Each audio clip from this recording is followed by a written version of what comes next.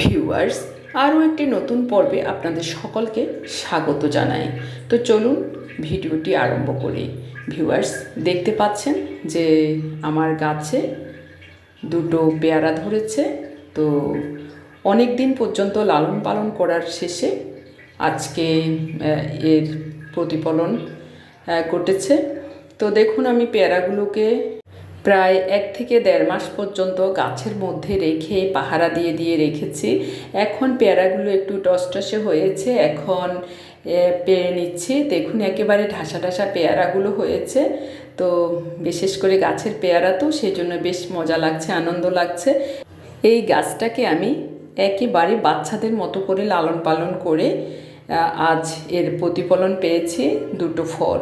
তো ফলগুলো হাতে পেয়ে বেশ ভালো লেগেছে, আমার মেয়ের হাতে দিয়েছি, দুইজনে দেখে খুব খুশি হয়েছে। ধন্যবাদ সকলকে।